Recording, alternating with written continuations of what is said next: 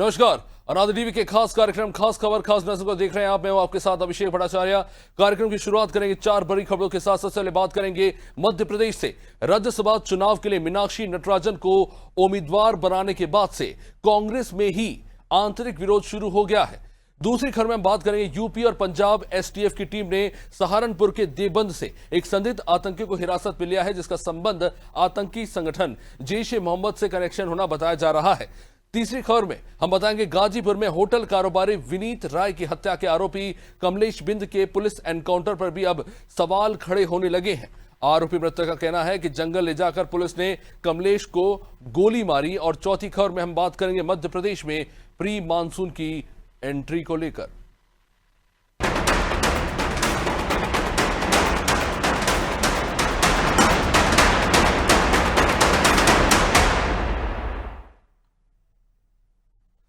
तो सबसे पहले बात करते हैं मध्य प्रदेश में राज्यसभा चुनाव के प्रत्याशियों को लेकर। पहले कांग्रेस के भीतर ही विरोध के सुर प्रत्याशी के नाम सामने आने के बाद उठने लगे हैं। पार्टी ने राज्यसभा के लिए मीनाक्षी नटराजन को उम्मीदवार तो बना दिया, लेकिन उनके नाम को लेकर ही कांग्रेस के कुछ नेताओं ने सवाल खड़े कर दिए। कांग्रेस के वरिष्ठ नेता नरेश ज्ञानचंदानी ने अपने ऑफिशियल सोशल मीडिया हैंडल पर राहुल गांधी और प्रियंका गांधी को टैग करते हुए पोस्ट किया है और लिखा है कि उम्मीदवार चयन में बड़ी चूक हुई है। उन्होंने क्रॉस वोटिंग का खतरा तो बताया है और यह दावा भी कर दिया कि दिग्विजय सिंह को उम्मीदवार बनाया जाता तो कांग्रेस की सीट ज्यादा सुरक्षित रहती। कांग्रेस के भीतर मचे इस घमासान पर बीजेपी ने भी अब निशाना साधा है। बीजेपी प्रदेश मीडिया प्रभारी आशीष अग्रवाल, जो खुद उम्मीदवार है बीजेपी से राज्यसभा के लिए, उन्होंने कहा है कि कांग्रेस में अंतरकलह और गुटबाजी कोई नई बात तो नहीं। तो केंद्रीय कृषि मंत्री शिवराज सिंह चौहान ने भी इसमें चुटकी ली। उन्होंने कांग्रेस पर वंशवाद और पुराने चेहरों की राजनीति का आरोप लगाया। शिवराज सिंह ने कहा कि कांग्रेस में वही पुराने चेहरे और मठाधीश बार बार दोहराते जा रहे हैं। उधर इंदौर में मंत्री कैलाश विजयवर्गीय ने राज्यसभा चुनाव को लेकर एक और बड़ा बयान दे दिया। उन्होंने कहा कि अगर पार्टी कहेगी तो बीजेपी तीसरा उम्मीदवार भी उतार देगी और उसे जिताकर भी दिखा सकती है। तो मध्य प्रदेश में जो 3 सीटें हैं, प्रत्येक सीट पर 58 वोट चाहिए राज्यसभा प्रत्याशी उम्मीदवार के जीतने के लिए। उसमें 2 सीटें बीजेपी की निश्चित हैं और तीसरी सीट जो कांग्रेस के हिस्से की मानी जा रही है, उसको लेकर अब तमाम तरह की अटकलबाजी शुरू हो चुकी है। अगर ये विरोधी दल से होती है अलग बात थी, लेकिन पार्टी के अंदर के जो नेता हैं उन्होंने ही सवाल खड़े कर दिए हैं कि क्रॉस वोटिंग हो सकती है।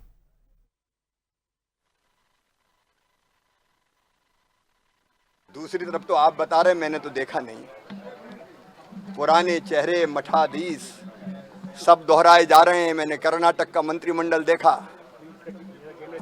तो वहां खड़गे जी का भी परिवार और वहां सिद्धरमैया जी का भी, यही तो अंतर है। ए party with the difference, Bharatiya Janata party. Rajneesh Agarwal जी जो एकदम ऐसे कार्यकर्ता हैं जिसे कह सकते हैं कि बिहाइंड कर्टन काम करते हैं, फ्रंट पे काम नहीं करते हैं। तो पार्टी ने बहुत अच्छे दोनों टिकट दिए हैं। मैं हमारे शीर्ष नेतृत्व को इस बात के लिए धन्यवाद देता हूं और मुझे उम्मीद है कि दोनों तो जीतेंगे ही। अगर पार्टी अगर कोई तीसरा उम्मीदवार दे तो तीसरे को भी जिताने की कोशिश करेंगे। अब देखिए, अगर पार्टी ने हमें कहा कि तीसरा उम्मीदवार हम दे रहे हैं तो फिर हम जिताएंगे उसको। तो आप सुन रहे थे केंद्रीय कृषि मंत्री शिवराज सिंह चौहान और मध्य प्रदेश में कैबिनेट मंत्री कैलाश विजयवर्गीय को। कैलाश विजयवर्गीय ने तो सीधे तौर पर कह दिया कि हमने तो खैर 2 उम्मीदवार उतारे, नरेंद्र चुग और रजनीश अग्रवाल को, लेकिन अगर हमने तीसरा उम्मीदवार उतार दिया तो क्रॉस वोटिंग की आशंकाओं से भी उन्होंने इनकार नहीं किया। वही दूसरी तरफ नरेश ज्ञानचंदानी खुद पार्टी के सीनियर नेता है कांग्रेस के, वो अब आशंका जता रहे हैं और अटैक कर रहे हैं राहुल गांधी और प्रियंका गांधी को कि जिनको आपने उम्मीदवार बनाया है मीनाक्षी नटराजन, उनको उम्मीदवार बनाने के बाद अब आशंका है कि क्रॉस वोटिंग हो सकती है। तो देखिए, ये स्थिति आन पड़ी है। एक बड़ा सवाल खड़ा होता है। हमारे साथ हमारे पॉलिटिकल एडिटर मनोज वर्मा जी हमारे साथ जुड़े हुए, डिटेल में बताएंगे। मनोज जी, ये जो स्थिति है बड़ी दिलचस्प स्थिति। यहाँ पे विरोधी दल के नेता कमेंट्स करते हैं, समझ में भी आता है। यहाँ तो अपनी ही पार्टी के सीनियर नेता जो है कह सकते हैं पोस्ट करके पोल खोल रहे हैं। देखिए, कांग्रेस में कभी पहली बार नहीं हो रहा है कि किसी नेता ने अपनी पार्टी के किसी डिसीजन के खिलाफ सार्वजनिक रूप से आक्रोश जताया हो। कुछ समय पहले जब संगठन सृजन अभियान हमने देखा था कि जब जिलाध्यक्षों की नियुक्तियां की गई थी, इसी भोपाल में हमने देखा था कि नारेबाजी प्रदर्शन हुए थे, बड़े बड़े होर्डिंग लगे थे। इंदौर में तो कांग्रेस कार्यालय में पीसीसी चीफ जीतू पटवारी के खिलाफ जो है पोस्टर लग गए थे और ये कहा गया था कि हमारा वोट किसने चोरी कर लिया है। तो ये कांग्रेस में बड़ी सामान्य सी बात है।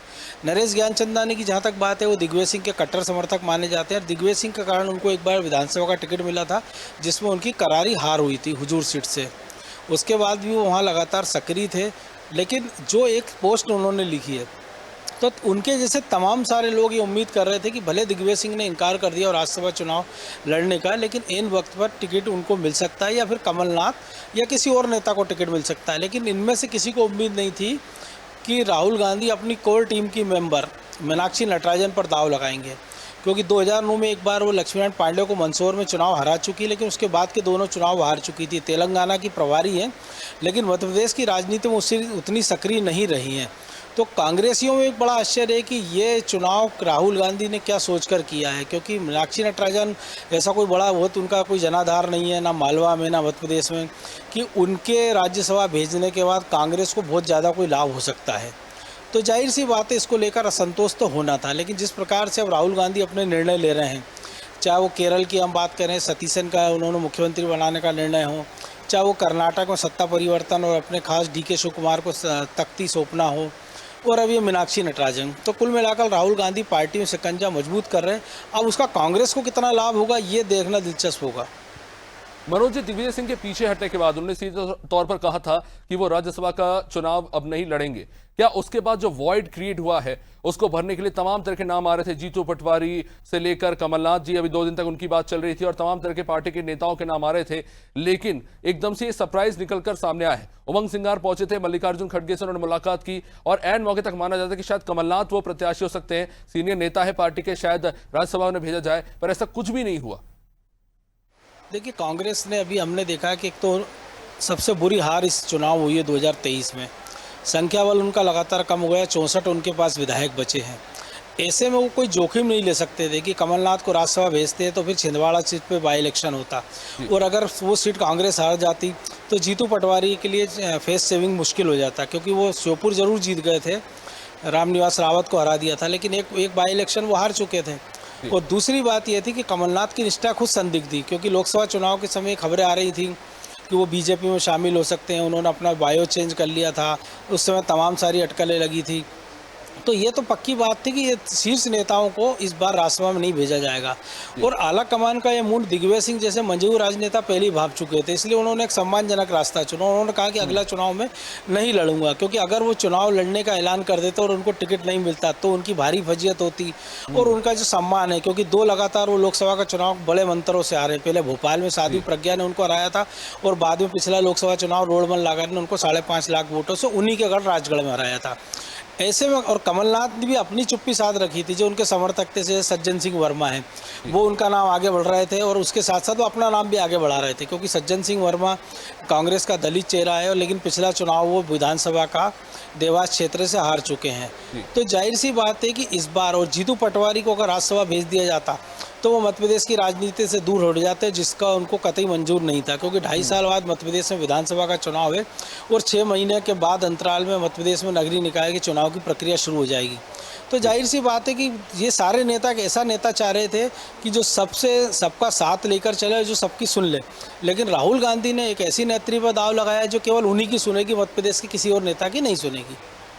बहुत बहुत शुक्रिया मनोज जी विस्तृत जानकारी के लिए। तो जाहिर तौर पर मीनाक्षी नटराजन को प्रत्याशी बनाए जाने के बाद कहीं ना कहीं विरोध के सुर खुद कांग्रेस पार्टी के अंदर से निकलकर सामने आ रहे हैं, पर अब तो ये स्पष्ट तभी होगा जिस दिन वोटिंग होगी, और क्या जो क्रॉस वोटिंग की आशंका ज्ञानचंदानी के द्वारा जताई जा रही है, क्या वो वाकई में सच साबित होगी। अगर ऐसा होता है तो कहीं ना कहीं ये बहुत ही शर्मनाक होगा, खासतौर से सब जब मध्य प्रदेश में कांग्रेस के राजनीतिक दल की स्थिति इस वक्त अपने सबसे खराब दौर से गुजर रही है।